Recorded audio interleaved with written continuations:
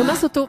La Grèce fait aujourd'hui son retour sur les marchés financiers, son grand retour. Le pays peut à nouveau emprunter, Axel de Tarlé. C'est tout simplement une première depuis 4 ans. Est-ce que ça signe la fin de la crise de l'euro ? Écoutez, c'est un grand jour. Ce matin, en effet, la Grèce va lancer un emprunt pour lever 2,5 milliards d'euros et on a sondé les banques. On sait déjà que ce sera un succès. C'est un grand jour parce que ça fait 4 ans qu'on n'avait pas vu de Grecs sur les marchés financiers depuis 2010 où du jour au lendemain, les investisseurs internationaux n'ont plus voulu prêter 1 centime à la Grèce qui du jour au lendemain s'est retrouvée incapable de payer ses fonctionnaires, ses hôpitaux, ses retraites. Et on dira ce qu'on voudra contre l'Europe et l'égoïste Madame Merkel, mais les Grecs quand même ont eu la chance d'avoir l'Union européenne qui a accepté au pied levé de prêter à la Grèce pour que le pays évite la faillite. Les Grecs doivent respecter leurs engagements, ils ne doivent procéder à aucun changement unilatéral auquel la Troïka n'a pas souscrit.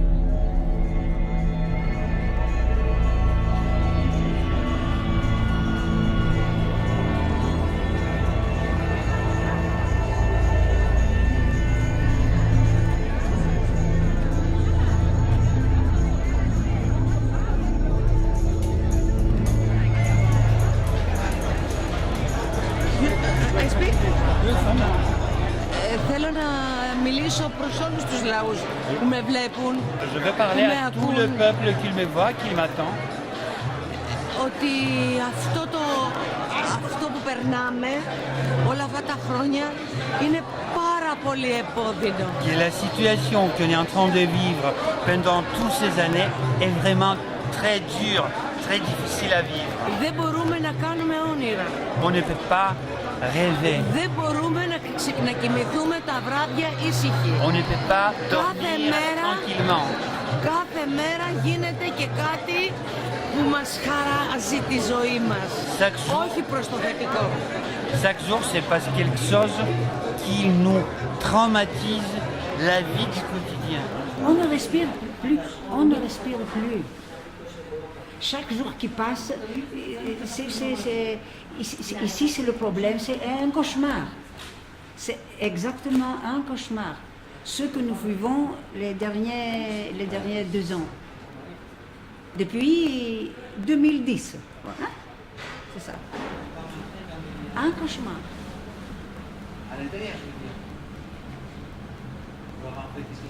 Dans les médicaments où il coûte 150 ou 200 euros, un retraité qui gagne par mois 350 euros, et s'il va payer la moitié de ça, du prix du médicament, comment il va passer son mois avec le reste? Il ne peut pas.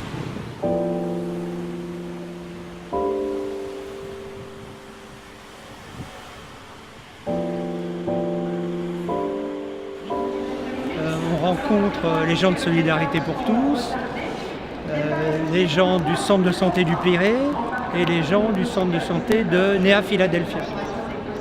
Et le but de cette première rencontre, c'est de décider des achats, puisqu'on apporte 13 500 euros pour acheter un cabinet dentaire d'un côté et refaire les locaux pour l'autre centre de santé. Transformer des locaux d'une maison existante.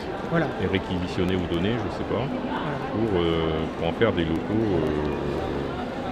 pour permettant d'accueillir un cabinet dentaire. Parce que tu oublies de dire peut-être aussi qu'on a du matériel qui nous a été donné et qu'on amène dans nos bagages en plus de l'argent. On a pour environ 3 000 euros de matériel dentaire, de consommables, de médicaments. Donc ça c'est la première action, ça va être d'aller acheter le matériel avec eux. La deuxième, c'est de discuter de l'avenir. Une fois qu'on a fait cette action, il est clair qu'on continue avec eux, parce que les besoins sont immenses. Et une manière de continuer, c'est de populariser leur action, d'où l'idée de faire un voyage solidaire qui permettra aux salariés français de rencontrer des Grecs. Et deuxièmement, c'est d'évaluer les besoins futurs pour pouvoir les quantifier et voir comment on peut agir avec eux. On rencontre l'association Solidarité pour tous, qui en fait coordonne les 45 centres de santé solidaires créés par les populations dans les différents quartiers d'Athènes, mais aussi dans les différentes villes de Grèce. Et le 45e, c'est celui qui est inauguré demain soir. Le 45e, ce sera celui qu'on va inaugurer au Pirée demain soir. le système de santé publique s'est effondré en grande partie. Les gens ne peuvent plus se payer les soins qui restent néanmoins payants, notamment les médicaments sont payants. Donc les gens, il y a plus de 3 millions de gens qui ne peuvent plus se payer de médicaments. D'où le fait que chaque centre de santé solidaire crée sa propre pharmacie. Et si j'ai bien compris, il y a un réseau d'échange entre les centres de santé qui ont des pharmacies pour subvenir aux besoins de centres de santé qui n'auraient pas certains médicaments. Ça donc à travers du fonctionnement du cabinet médical a réinitialisé les liens avec ces gens qui se sentaient totalement à l'abandon par rapport à la société et il les a redonné l'envie de la participation. Il vient aux réunions du cabinet médical, ils se proposent eux-mêmes à devenir en aide, ils viennent, ils amènent des médicaments, ils amènent ce qu'ils peuvent amener, ils donnent leur soutien d'une manière ou d'une autre. La structure le fait comprendre que leur avis et leur présence est très utile et il peut aider à d'autres personnes à avancer et résoudre leurs problèmes à travers de leur avis, de leur assistance, de leur aide.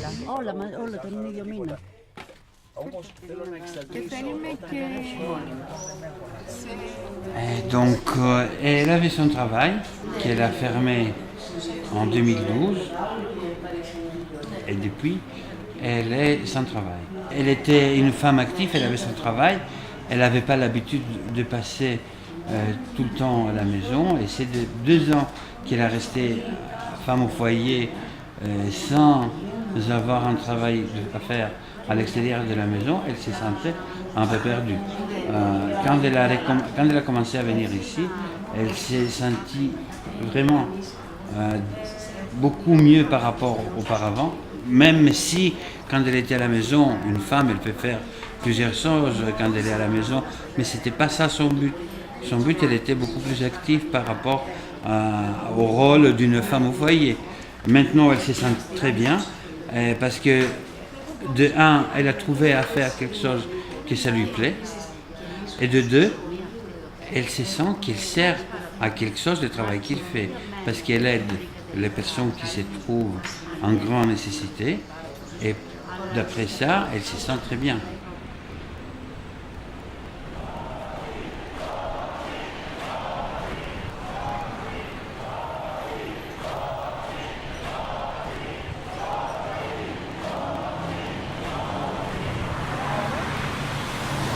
Mais nous, en étant députés de Syriza, députés du gouvernement de Syriza, notre devoir, en tout cas moi je le vois comme ça, elle le voit comme ça, c'est que notre devoir est en faire en sorte que la crise qu'il a évadé le pays pendant ces années, d'arrêter d'une manière telle qu'on n'a plus besoin de ce type de structures de solidarité et sociale au pays et de faire en sorte que les systèmes médico-social de l'État deviennent forts comme il était avant.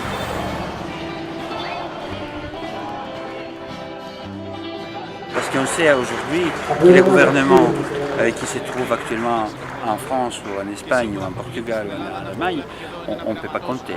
C'est uniquement au peuple qu'on doit compter. Et c'est clair qu'il faut trouver deux moyens communs pour se battre contre toute cette espèce d'organisme qui nous entoure. Parce que nous, ici en Grèce, on était les spécimens de tout ce qui se passe. Et tout le monde nous regarde parce qu'ils attendent, entre guillemets, de voir les résultats de l'expériment qu'on a vécu, comment on va réagir, on va crever ou on va se lever pour voir comment ça va se passer après pour les autres. Περισσότερο από κάθε άλλη φορά η Ελλάδα χρειάζεται τη βοήθεια και τη στήριξη όλων των κινημάτων που υπάρχουν στην Ευρώπη. C'est vrai que là aujourd'hui beaucoup plus qu'auparavant la Grèce a besoin de l'assistance et de l'aide que les mouvements sociaux peuvent apporter avec leur poids sur la cause grecque.